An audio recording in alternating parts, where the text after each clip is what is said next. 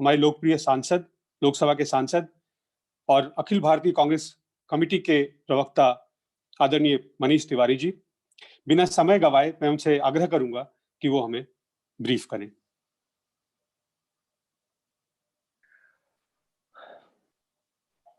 Good afternoon, ladies and gentlemen. I hope all of you are safe and your families are safe. And I must congratulate all those who are in the field, who are doing human service by bringing news to people in these extremely difficult times. I would also like to congratulate all the people who are behind the scenes, whether in television or in print or in the cyberspace, who are keeping the engines running and who are getting newspapers printed, broadcasts going up, and of course the cyberspace ticking so that people can stay updated. Today is the 36th day of the Janata curfew, of the lockdown. If you were to count the Janata curfew as day 0 or a day 1. In the past 36 days, the government has implemented the lockdown, both at the central level and at the state level, invoking provisions of the National Disaster Management Act, principally Section 6I and 10L of the National Disaster Management Act, coupled with the provisions of the Criminal Procedure Code, which deal with issues relating to curfew and imposing prohibitory orders, etc. That's been the template of enforcing this lockdown over the past 36 days. Since the Prime Minister is going to be meeting the Chief Ministers tomorrow, it is very important for us to ask the national government, to ask the NDA BJP government, the central government, that what is the plan going forth? What is the plan over the next 1 month as we prepare to exit this lockdown in a calibrated manner? It is understandable that when this pandemic started, possibly the government wasn't aware of its intensity and severity, and therefore got caught unprepared. Though it would be tried to say that going back to the 7th or 8th of January 2020, Government of India, by its own admission, on the floor of Parliament, was in conversation with the World Health Organization with regard to the evolving nature of this pandemic. But be that as it may, now the government has got a clear 1 month or 36 days, whereby they have been able to get a measure of the spread of infection, as well as the challenges which are there, both on the medical as well as the humanitarian front. And therefore, we would like to ask the Government of India, we would like to ask the Prime Minister that when he meets the Chief Ministers tomorrow, is there a comprehensive, holistic strategy which the Union government is going to present to the Chief Ministers, that this is the plan going forth over the next 2 months? Because on the 3rd of May, COVID-19 is not going to disappear. The virus in the absence is here to stay. And therefore, we have to prepare ourselves, we have to prepare our people to live with the virus. And under those circumstances, if we have to live with the virus, what is the best strategy? whereby India can cope with this pandemic, which seems to be unremitting and unrelenting in nature at the moment.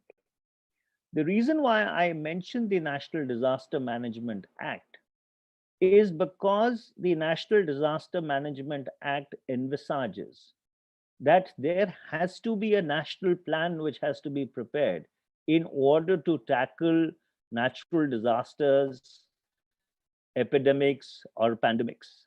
Mr. Sybil, when he had briefed you on Saturday, had alluded to this aspect in great detail.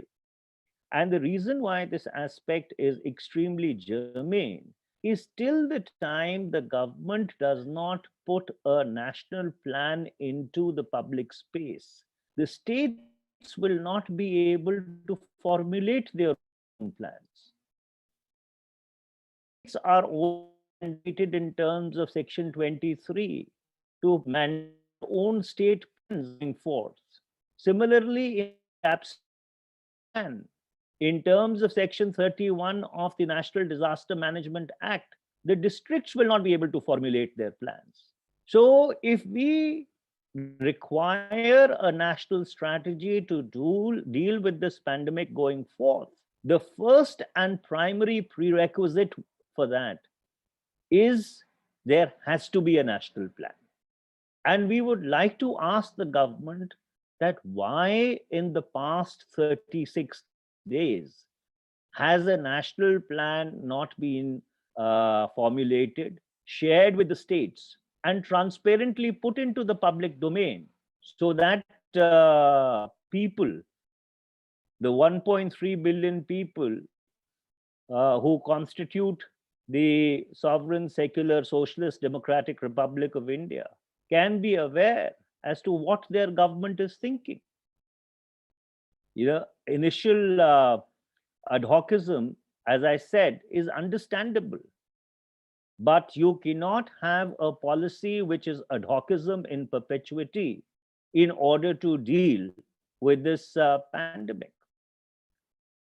The second point that we need to flag is that global wisdom now very clearly evidences that except for aggressive testing, there is no other strategy of containing and dealing with the pandemic.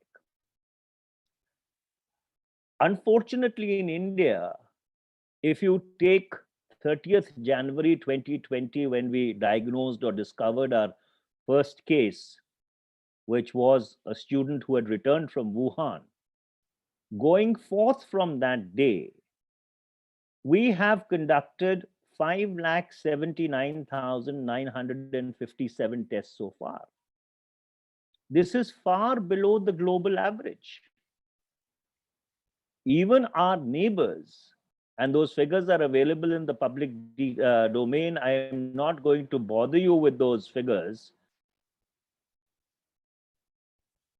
suggest that we are testing below even our neighbors. We are given to understand, based on credible, authoritative information, that India has the capacity to conduct 100,000 tests a day. So we would like to ask the government that why are tests being capped at 39,000? If we have the potential in order to carry out 100,000 tests a day, then why is testing deliberately being capped at 39,000? Is there, and I say it with all responsibility, an attempt to either play down the magnitude, or is the government unsure that if they go in for testing to the capacity which medical institutions which are charged with leading this battle claim that they have, then they do not have the capacity to be able to deal with its implications. Either way, government needs to tell people, why are we not testing to our full potential? Coupled with that, there is a report in the public space that we have only 3 lakh RNA kits left. Now, the RNA kit is the most critical component of the entire testing process. So if we have only 3 lakh RNA kits left, and we are doing 39,000 tests a day, this essentially means that in 1 week's time, we would have completely exhausted our capacity to test. In other words, India may be without the testing shield. So government needs to very clearly tell the country that in the last 36 days, how many test kits have been imported or domestically manufactured? How have they been distributed across the states? What has been the demand from different states, considering that 60% of India's cases are coming in from 10 of its biggest cities? What is the position with regard to personal protection equipment? How much has been manufactured and how much has been disseminated in the last 36 days? What is the position with regard to ventilators, other critical medical infrastructure, even masks, because that's the most critical component of the national strategy? You do not get answers from the government that how have they utilized the last 36 days in order to augment and beef up India's capacity to fight this pandemic. Because a lockdown has only 2 purposes. It can temporarily contain the spread of the disease, and number 2, give the medical frontline teams as well as government time to come up to speed insofar as capacity is concerned. And if we have not utilized that time properly, then I'm afraid we are on a very, very slippery slope. Coupled with that, and the last point that I would like to make, or the penultimate point I would like to make, is going by the reports in the public space. There seems to be a very interesting claim which has been made by the gentleman who is heading the projection efforts, or is a part of the containment strategy team, a gentleman from Niti Aayog, who has said that based upon modeling or projections which they have done, there will be no fresh cases in India beyond May 16th. I wish this projection comes out to be correct.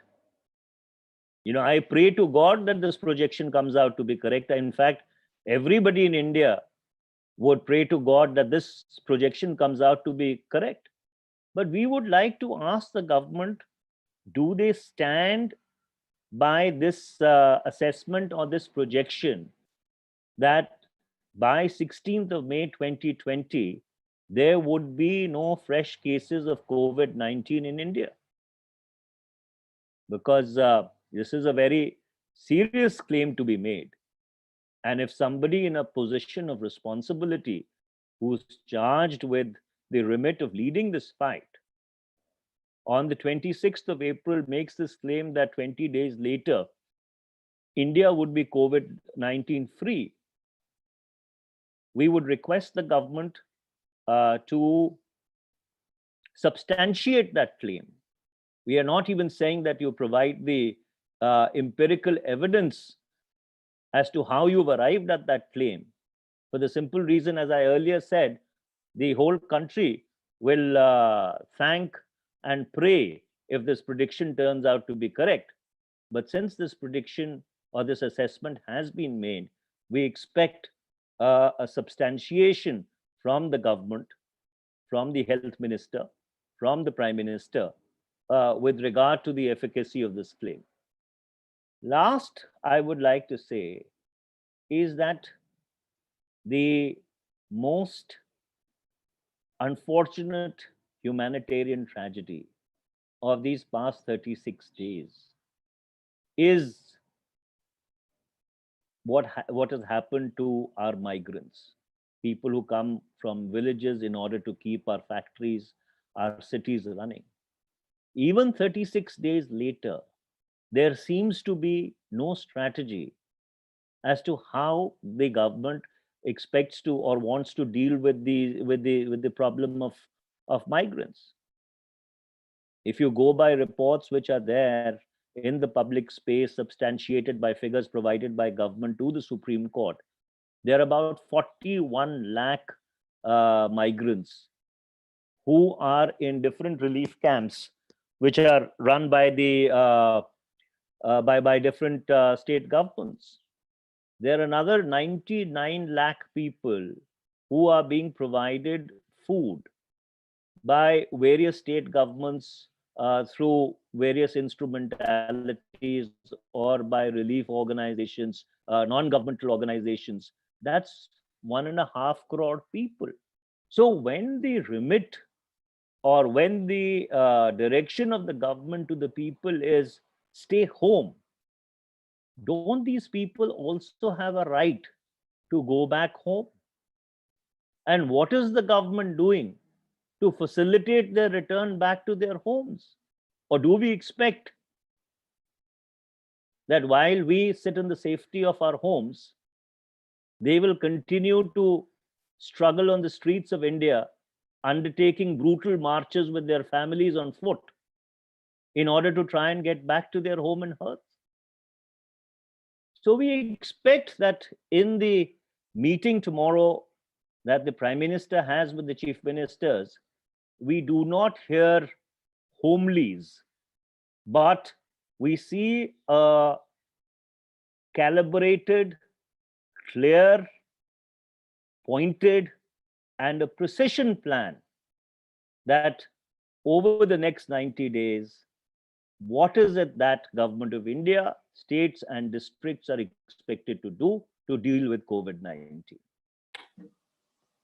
मैं इसको संक्षेप में हिंदी में इसका तर्जुमा कर देता हूँ और उसके बाद आपके जो भी सवाल होंगे मैं उनका उत्तर देने के लिए पूरी तरह से तत्पर रहूंगा। कल प्रधानमंत्री जी की सभी राज्यों के मुख्यमंत्रियों के साथ बैठक होने वाली है ये तय करने के लिए कि कोविड-19 से लड़ने के लिए भारत की क्या रणनीति होनी चाहिए। आज 36 दिन हो गए पूरा मुल्क लॉकडाउन में और इस लॉकडाउन को क्रियान्वित किया जा रहा है जो नेशनल डिजास्टर मैनेजमेंट एक्ट है उसकी धारा 6I और 10L के तहत। और जहां तक राज्य सरकारों का सवाल है, राज्य सरकारें जो CRPC के फौजदारी के कानून के प्रावधान हैं उनके उसको संज्ञान में लेके उसका सहारा लेके केंद्र सरकार की जो डायरेक्शंस हैं, केंद्र सरकार की जो नीतियां हैं, जो यहाँ से फरमान जाते हैं उनको लागू करते हैं। पर उसी डिजास्टर मैनेजमेंट एक्ट में ये चीज बहुत साफ तौर पे कही गई है कि सरकार को एक राष्ट्रीय योजना तैयार करने की जरूरत है किसी भी प्राकृतिक आपदा से निपटने के लिए। और ये कोविड-19 किसी प्राकृतिक आपदा से कम नहीं है, उससे ज्यादा है। पिछले 36 दिन में सरकार की तरफ से ऐसा कोई संकेत नहीं आया है कि उन्होंने कोई राष्ट्रीय योजना और किसी राष्ट्रीय योजना का मसौदा तैयार किया है इस कोविड-19 से लड़ने के लिए। क्योंकि 3 मई को कोविड-19 चला तो जाएगा नहीं। जब तक वैक्सीनेशन इसकी नहीं मिलेगी, वो कितनी कामयाब होती है। एक बात बिल्कुल साफ होती जा रही है कि हमको इस वायरस के साथ जीना पड़ेगा और मुल्क पूरे अंतराल के लिए लॉकडाउन में नहीं रह सकता। तो इसलिए अगले 3 महीने इस आपदा से निपटने के लिए क्या राष्ट्रीय योजना सरकार ने तय की है? हम उम्मीद करते हैं कि प्रधानमंत्री, जो कि एक कानूनी जरूरत है, एक स्टैट्यूटरी रिक्वायरमेंट है,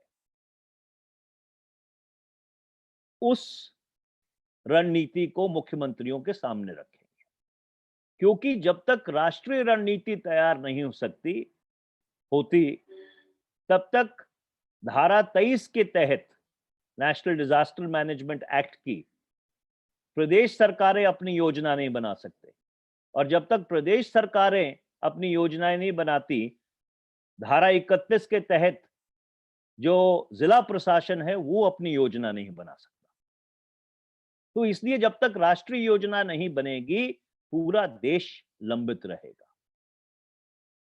हम समझ सकते हैं कि जब ये कोविड-19 शुरू हुआ तो सरकार को इसके प्रकोप का अंदाजा नहीं था और इसलिए जो कदम शुरू में उठाए गए और जिसका एक बहुत बड़ा मानवीय प्रकोप भारत को झेलना पड़ा है, वो आनन-फानन में उठाए गए। जबकि ये बात बिल्कुल सही है कि और सरकार ने खुद माना था सदन के पटल के ऊपर कि उनकी बातचीत कोविड-19 के बारे में वर्ल्ड हेल्थ ऑर्गेनाइजेशन से 8 जनवरी 2020 से शुरू हुई थी। पर अब तो 36 दिन निकल गए। सरकार को मालूम है कि जो मेडिकल इंफ्रास्ट्रक्चर है उसमें डेफिशिएंसीज कहाँ हैं, जो मानवीय तौर से लोगों की मदद करनी है उसमें क्या तकलीफ आ रही है, दिक्कतें आ रही हैं। तो साफ तौर के ऊपर मुख्यमंत्री को, प्रधानमंत्री जी को बताना चाहिए कि अगले 3 महीने की रणनीति क्या है, ताकि प्रदेश सरकारें हैं और जिला प्रशासन है, वो भी जो एक कानूनी जिम्मेवारी है उनके ऊपर, उस कानूनी जिम्मेवारी को निभा सके। दूसरा जो सबसे मुख्य बात है, वो ये है कि अब ये बात जग जाहिर है कि कोविड-19 से लड़ने के लिए सिर्फ एक ही एक रास्ता है और वो है टेस्टिंग। और भारत में जो टेस्टिंग है वो बहुत ही कम है। 30 जनवरी 2020 से लेके 26 अप्रैल तक 5,80,000 लगभग हमने टेस्ट किए हैं, जो हमारे पड़ोसी देशों से भी कई मात्रा में कम है।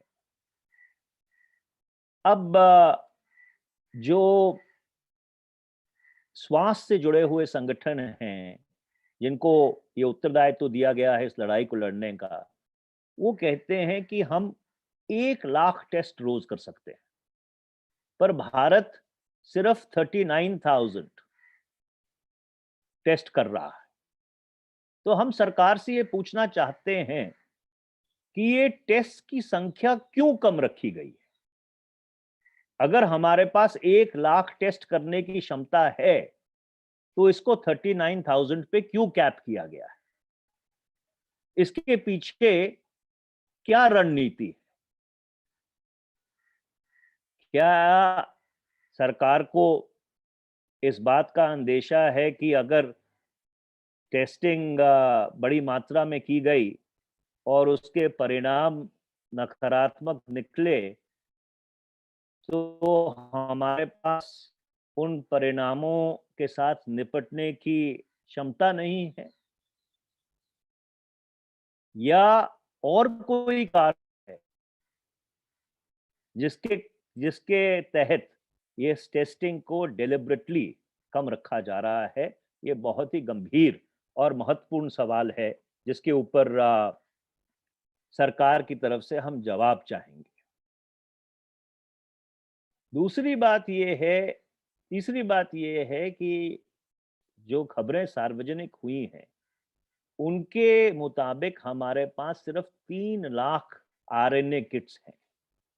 3 लाख आरएनए किट्स का मतलब कि सिर्फ हम अगले 7 दिन तक टेस्ट कर सकते हैं।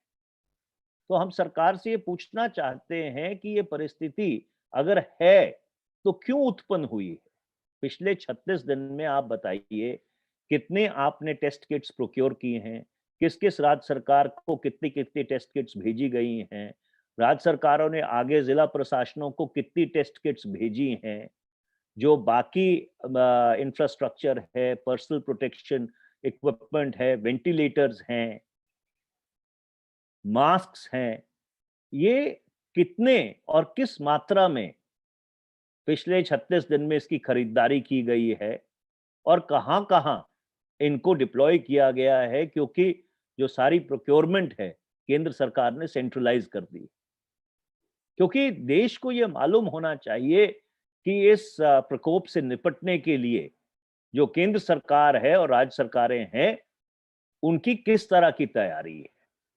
ये लोगों को भरोसा और हौसला देगी, और सरकार को भी भरोसा और हौसला देगी इस लॉकडाउन को खोलने की।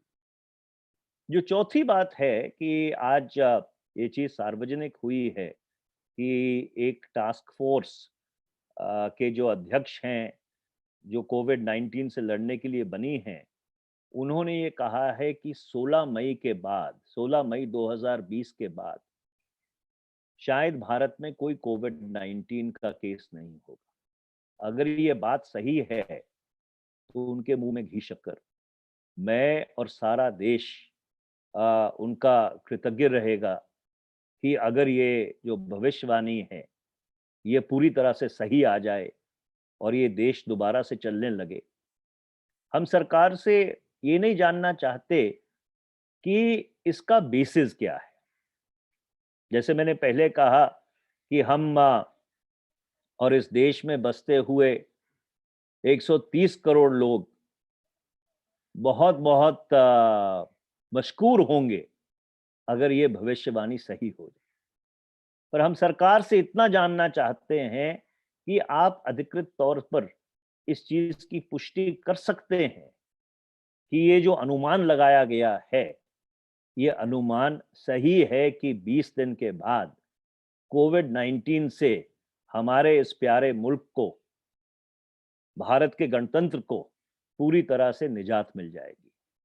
ये बहुत ही एक अहम बात, बहुत ही एक बुनियादी बात, एक बहुत ही ज़िम्मेदार टास्क फोर्स के चेयरमैन की तरफ से सरकार को कही गई है। हम जानना चाहते हैं कि सरकार क्या इस बात को, इसकी पुष्टि करने के लिए तैयार है। आखिरी बात मैं ये कहना चाहूँगा कि इस पिछले 36 दिन की अगर सबसे बड़ी कोई मानवीय आपदा रही है, वो ये कि जिस तरह से हमारे जो माइग्रेंट्स हैं, जो अपने गाँव देहात से शहरों में काम करने आते हैं, जिस तरह से हमने के साथ बर्ताव किया है। आज भी 41 लाख से ज़्यादा माइग्रेंट्स जो क्वारंटीन और रिलीफ कैंप्स राज्य सरकारों ने बनाए हैं, उसमें रह रहे हैं। 99 लाख माइग्रेंट्स को राज्य सरकारें, एनजीओज़ जो आंकड़े सार्वजनिक हुए हैं, उनको खाना खिला रही है। आप सरकार की तरफ से ये हिदायत हुई है कि सबको अपने घर में रहना चाहिए, सुरक्षित रहना चाहिए। तो क्या इन लोगों को अधिकार नहीं है कि अपने घर जा सकें? क्या इन लोगों को सुरक्षित रहने का अपने माता पिता के साथ, अपने परिवार के साथ, क्या उनको ये हक नहीं है? हम सरकार से जानना चाहते हैं कि माइग्रेंट्स को लेके उनकी क्या नीति है? क्या सरकार ट्रांसपोर्टेशन का इंतजाम करेगी कि ये अपने घर वापस जा सके? जैसे असम में इंटर डिस्ट्रिक्ट ट्रांसपोर्ट 3 दिन के लिए खोली गई है कि जो लोग फंसे हुए हैं वो अपने घर वापस जा सके। तो जो असम सरकार कर रही है, क्या राष्ट्रीय स्तर के ऊपर के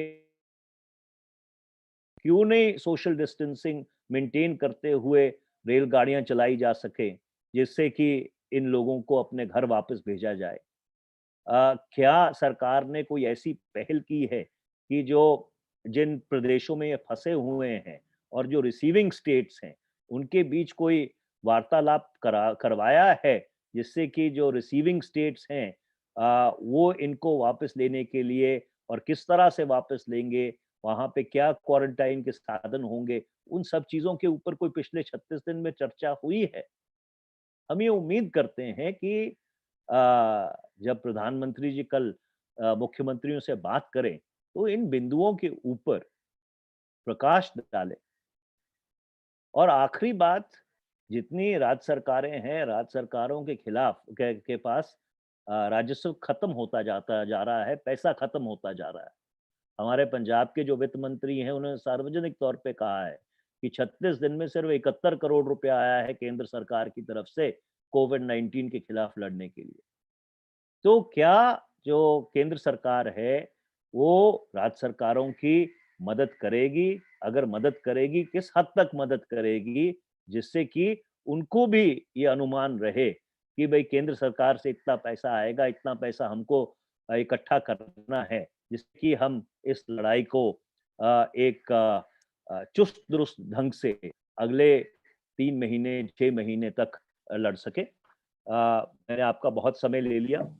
आपका जो भी सवाल होंगे, मैं सवाल के जवाब देने के लिए तैयार हूँ। जी सर, मैं बारी-बारी से आता हूँ। सबसे पहले जो साथी बाहर हैं, सड़क से जो लोग जॉइन कर रहे हैं, सिद्धार्थ,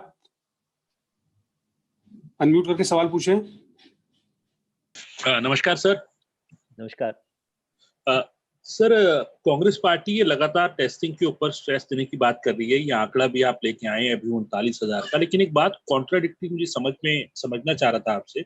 एक तरफ आपने कहा कि आरएनए किट केवल 3 लाख है, दूसरी तरफ आप कह रहे हैं कि 1 लाख की कैपेसिटी है डेली की, उसको टेस्ट नहीं किया जा रहा। कि कृपया इस कंफ्यूजन को एक बार आप क्लियर कर दें, ये पहली चीज। दूसरा ये कि माइग्रेंट वर्कर्स की भी बात हो रही है, एक प्लान की भी बात हो रही है, लेकिन अभी जो नीचे ग्राउंड पे हम लोग जो कवर कर रहे हैं और प्रैक्टिकल चीजें देख रहे हैं, दिल्ली के अंदर एक अस्पताल है जो निगम के अंडर में आता है, बाड़ा हिंदूराव अस्पताल। एक नर्स वहां पॉजिटिव पाई गई और उसके बाद उस पूरे हॉस्पिटल को बंद कर दिया गया। उसके अलावा 32 पुलिस वाले दिल्ली में, 64 पुलिस वाले जो हैं मुंबई में पॉजिटिव पाए गए हैं, सैनिटरी वर्कर्स पॉजिटिव पाए जा रहे हैं। तो क्या समझ में आपके क्या आ रहा है कि क्या एग्जीक्यूशन जो अभी तक की भी प्लानिंग है उसका ठीक से नहीं हो पा रहा है, एग्जीक्यूशन कि इस तरीके की दिक्कतें आ रही है? क्योंकि और अगर एग्जीक्यूशन ठीक नहीं तो आगे जाके और गंभीर स्थिति बनने वाली है। क्या मांग करेंगे आप? देखिए, मैं आपके दोनों सवालों का बारी-बारी जवाब दे देता हूँ। देखिए, हमको जो बताया जा रहा है चिकित्सा विशेषज्ञों की तरफ से, जिनको ये ज़िम्मेवारी दी गई है सरकार की तरफ से कोविड-19 की लड़ाई लड़ने के लिए, कि भारत के पास रोज़ 1 लाख टेस्ट करने की क्षमता है। That we have the capacity to process 100,000 samples.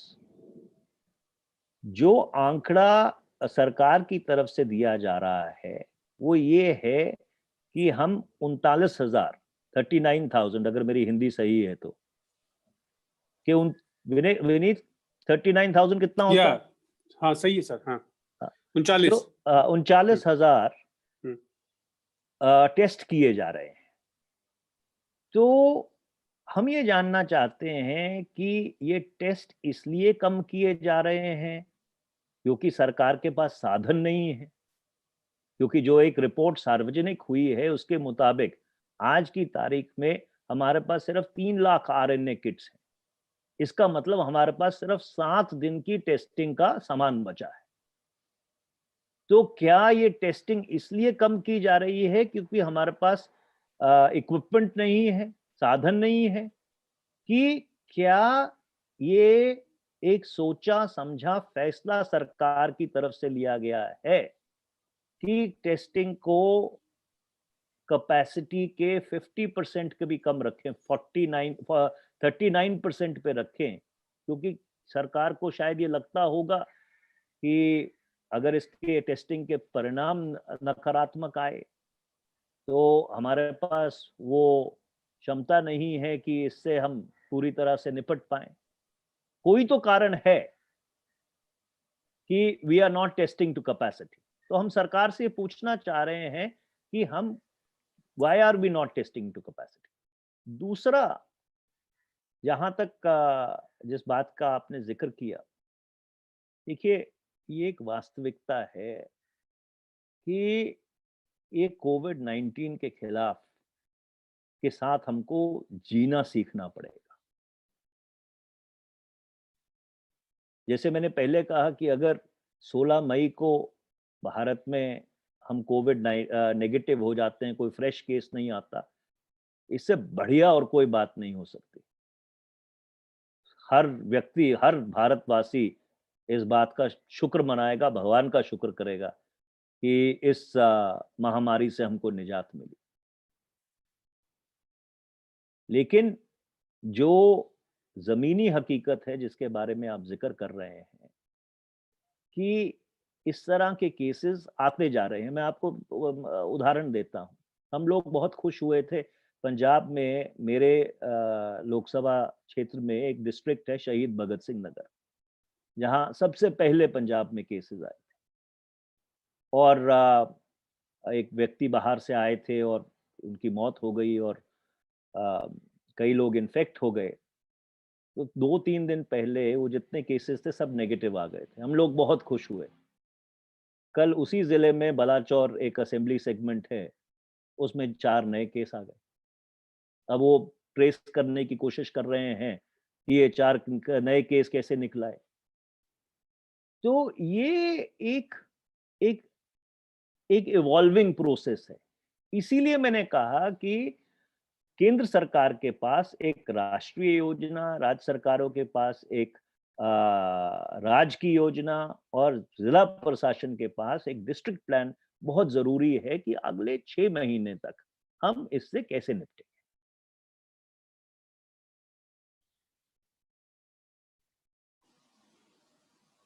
Raman ji सवाल पूछ। मनीष जी, अभी आपने कांग्रेस पार्टी की तरफ से लगातार इस बात पर जोर दिया गया कि टेस्टिंग के अलावा कोई चारा नहीं है और ये राष्ट्रीय आपदा या राष्ट्रीय आपदा से भी बड़ी एक त्रासदी है, क्योंकि जिसका टेस्ट नहीं हो रहा है उसके लिए भी संकट है, जिसका टेस्ट हो गया जब तक रिजल्ट नहीं आता उसके लिए भी संकट है। कल हम लोगों को रात में 9-10 बजे तक नींद नहीं आई जब तक कि ये कंफर्म नहीं हुआ कि निगेटिव है। लेकिन देश के कई हिस्सों में ये सुविधा अभी तक भी नहीं है। आज हमने देखा कि doctor Harshvardhan all India medical institute में दौरे पर थे। क्या, जैसे कि आपने कहा कि कल प्रधानमंत्री के मुख्यमंत्रियों के साथ बैठक है और प्राइवेट हॉस्पिटल्स में इससे पहले कोर्ट में भी याचिका दायर की गई थी सुप्रीम कोर्ट में, लेकिन एंटरटेन नहीं किया गया था। लेकिन आपको लगता नहीं केंद्र सरकार की तरफ से जितने भी प्राइवेट हॉस्पिटल्स के मालिक हैं उनकी बैठक बुलाकर एक योजना तैयार की जानी चाहिए कि जो 4,500 रुपए का पैसा लग रहा है, फी लग रहा है, उसको कुछ कम करके एक सहमति बना के, ताकि प्राइवेट हॉस्पिटल्स में भी बड़ी तादाद में लोग जाकर खुद अपना टेस्ट कराएं और सरकार का हाथ बटाएं। देखिए रमन, आपकी बात बिल्कुल सही है। सबसे पहले तो मैं आपको मुबारकबाद देना चाहूँगा कि आपका टेस्ट नेगेटिव आया और बाकी जिन लोगों ने टेस्ट कराया उन भगवान से ये दुआ है कि आप लोग फील्ड में हैं और ये नेगेटिव ही रहे। देखिए इसमें 2 बातें हैं। प्राइवेट हॉस्पिटल भी कैसे टेस्ट कर लेंगे अगर टेस्ट किट्स ही नहीं है। टेस्टिंग करने के लिए तो टेस्ट किट्स की सबसे पहले ज़रूरत है। तो सरकार को ये बात साफ करनी चाहिए कि टेस्टिंग किट्स को लेके क्या सिचुएशन है। क्या ये बात सही है कि सिर्फ 3 लाख किट्स बची हैं?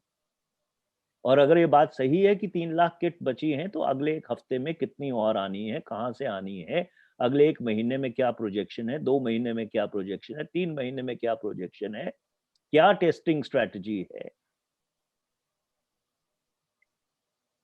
कि अगले 6 महीने में हम लोग कितने लोगों को टेस्ट करेंगे, या सरकार ने ये तय किया है कि भाई जहाँ पे कोई पॉजिटिव केस निकलता है उसको कंटेनमेंट जोन बना के उसको सील करके वहां पे हम कम्युनिटी टेस्टिंग करेंगे। There has to be a strategy. और जहां तक रही प्राइवेट टेस्टिंग का सवाल, देखिए सवाल ये है कि आपने प्राइवेटली टेस्ट करा लिया, खुदा ना खास्ता वो टेस्ट पॉजिटिव आ गया, उसके बाद आप कहाँ जाएंगे? क्या वो प्राइवेट हॉस्पिटल आपको एडमिट कर रहा है, या आप किसी गवर्नमेंट फैसिलिटी में जाएंगे? तो इसके ऊपर एक क्लैरिटी की जरूरत है। जैसे कि सरकार को, सभी प्राइवेट हॉस्पिटल्स को ये कहना चाहिए कि आपको इतने बेड्स अपने हॉस्पिटल में कोविड-19 के लिए डेडिकेट करने पड़ेंगे। उसके लिए अगर ऑर्डिनेंस लाना जरूरी है तो सरकार को ऑर्डिनेंस लाना चाहिए कि जिससे कि हिंदुस्तान का मेडिकल इंफ्रास्ट्रक्चर, चाहे सार्वजनिक क्षेत्र में हो चाहे निजी क्षेत्र में हो, वो पूरी तरह से इस लड़ाई के इस लड़ाई को लड़ने के लिए तैयार हो। आपकी बात बिल्कुल सही है, ये बैठक करनी चाहिए। और इवन जो टेस्ट का रेट है, राइट, उसके ऊपर भी कोई एक आम राय बनाने की जरूरत है। क्योंकि अगर कोई मध्यम वर्ग का ये परिवार है, अगर उसके परिवार में 5 लोग हैं, अगर उन 5 लोगों को टेस्ट कराना पड़ गया तो 20-25 हजार रुपये लग जाएगा। कई लोगों की तो इतनी तनख्वाह नहीं है महीने में। तो इन सब चीजों के ऊपर एक सोची समझी और वेल थॉट आउट स्ट्रेटजी होनी चाहिए। Thank you sir. Sanjeev ji, आपका सवाल भी सुओ मोटो से है। संजीव त्रिवेदी जी, अनम्यूट करिए सुओ मोटो से। हाँ, मेरा सवाल ये है मनीष जी कि एक आप हेल्थ एक्सपर्ट से लगातार मुलाकात कर रहे हैं, जैसा कि आप खुद बता रहे हैं, तो एक वर्ड है कम्युनिटी ट्रांसमिशन। और ये जो सामुदायिक संक्रमण है, क्या उसका स्टेज भारत में आ गया है?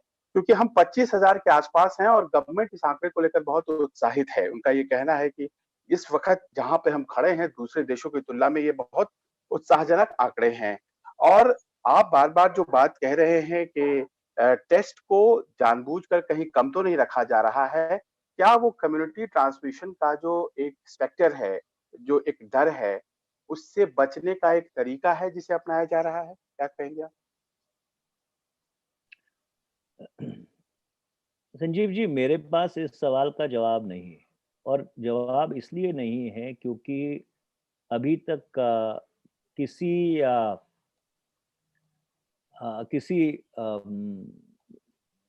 चिकित्सा एक्सपर्ट ने, विशेषज्ञ ने अभी तक अधिकृत तौर पर यह बात नहीं कही है कि हम कम्युनिटी ट्रांसमिशन के स्टेज में पहुंच गए। पर उसके साथ साथ ये भी सही है कि जैसे मैंने पहले कहा कि we are not testing to capacity. तो इन दोनों चीजों में एक विरोधाभास लगता है कि अगर हमको इस बात के ऊपर भरोसा है कि हम इस कोविड-19 को कम करने में, मैं नहीं कहूँगा रोकने में, कम करने में कामयाब हुए हैं, तो फिर टेस्टिंग रैंप अप करने में कोई दिक्कत नहीं है। तो या तो देखिए, टेस्टिंग इसलिए रैंप अप नहीं हो रही क्योंकि किट्स नहीं है, या टेस्टिंग इसलिए रैंप अप नहीं हो रही क्योंकि अगर उसके नकारात्मक परिणाम आते हैं तो उससे निपटने के लिए हम तैयार नहीं हैं। इसीलिए हम सरकार से जवाब जानना चाह रहे हैं कि क्या ये बात सही है कि हमारे पास 1 लाख सैंपल टेस्ट करने की क्षमता रोज की है। अगर ये क्षमता है तो इस क्षमता को पूरी तरह से हम इस्तेमाल क्यों नहीं कर रहे?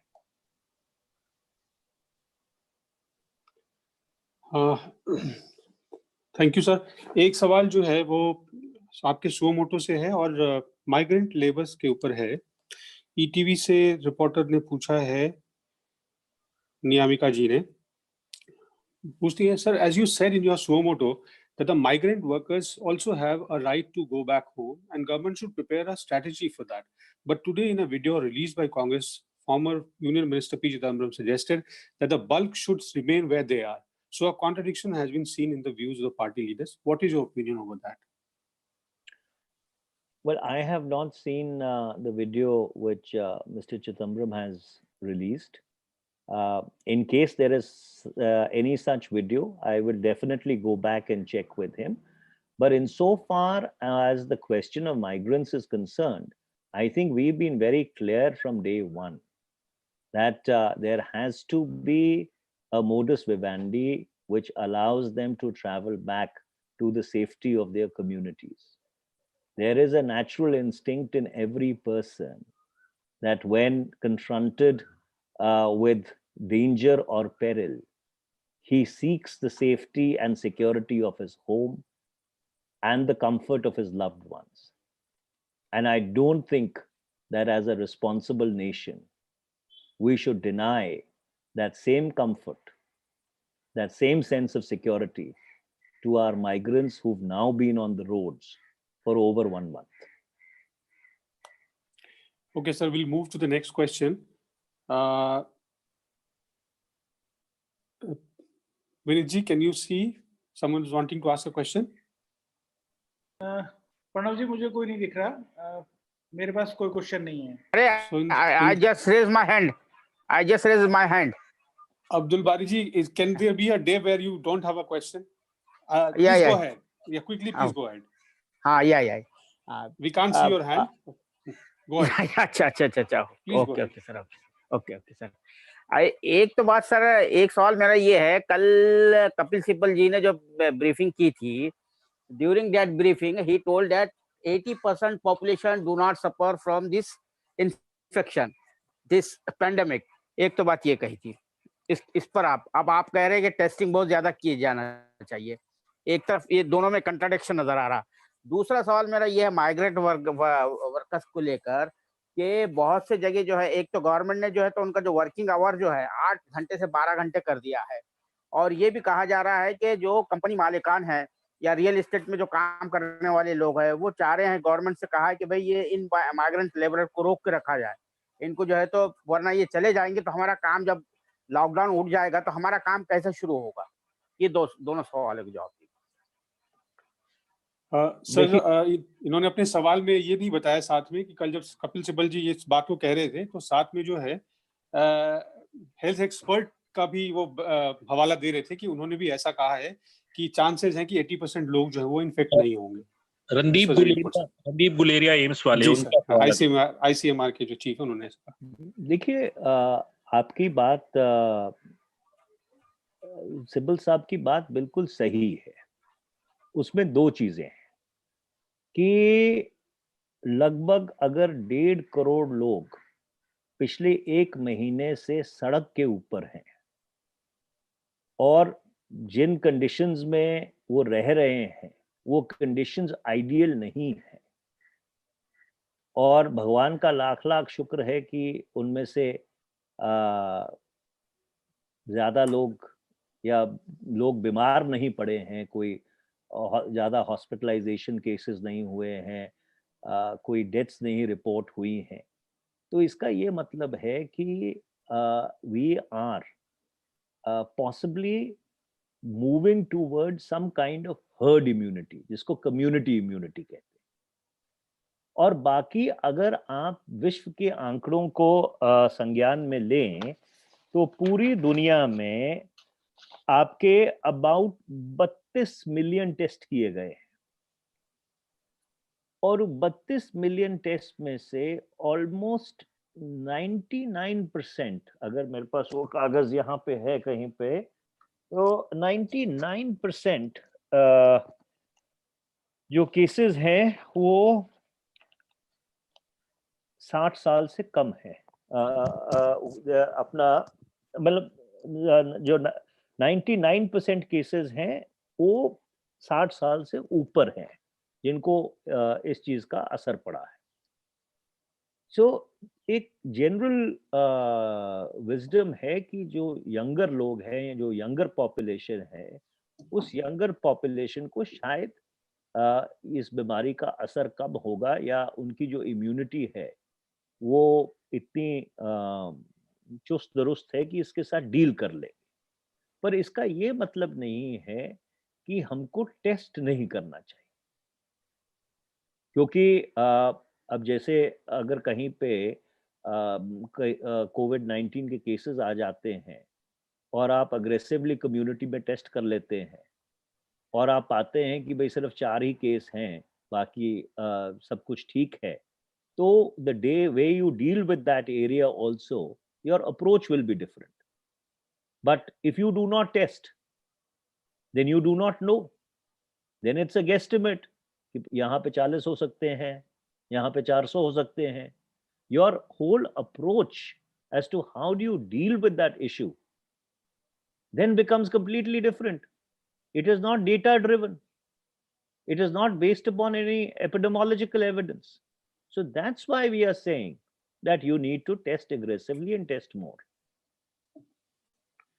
जी sir, we'll move to the next and the last question. Sandeep, migrant workers का क्वेश्चन आप गालिबन भूल गए। देखिए, माइग्रेंट वर्कर्स के क्वेश्चन पे मैंने बहुत विस्तृत जवाब दे दिया है कि हमारा यह मानना है कि जो हिदायत बाकी मुल्क को दी गई है कि आप अपने घर रहो, सुरक्षित रहो, तो हमारे जो विस्थापित माइग्रेंट वर्कर्स हैं, जिनके कारण हमारे शहर चलते हैं, जिनके कारण हमारी खेती चलती है, उनको भी ये अख्तियार और हक है कि अगर वो अपने घर वापस जाना चाहें तो सरकार को वो प्रावधान करने चाहिए, वो सहूलत देनी चाहिए कि वो सुरक्षित अपने परिवारों के सहित अपने गांव वापस जा सके। संदीप जी प्लीज सवाल पूछे। हाँ, नमस्कार, मैं संदीप बोल रहा हूँ वर्तमान न्यूज़पेपर से। मैडम सोनिया गांधी एंड कांग्रेस शुरू से ही गवर्नमेंट को ये बता दिया स्पष्ट तरीके से कि हम कोविड-19 मुकाबले में सरकार के साथ रहेंगे। मैडम सोनिया गांधी कल चिट्ठी भी लिखा एमएसएमई लेके प्राइम मिनिस्टर नरेंद्र मोदी को, लेकिन प्रकाश जावड़ेकर जी इसको क्रिटिसाइज किया और इन्होंने ये बोल रहा है कि कांग्रेस का काम सिर्फ बयानबाजी है, मैदान में उतर के कोई भी काम नहीं कर रहा है, घर पे बैठ के सिर्फ बयानबाजी कर रहा है। Your comments. देखिए, प्रकाश जावड़ेकर जी शायद जो उनकी सरकार की तरफ से हिदायत दी जाती है, शायद उन हिदायतों को पढ़ते नहीं हैं। क्या सरकार की तरफ से ये हिदायत नहीं दी गई कि सब लोग घर पे रहें? आप यहाँ तक कि सांसदों को और जो विधायक हैं, उनको भी आप ये कह रहे हैं कि आप बाहर ना निकलें।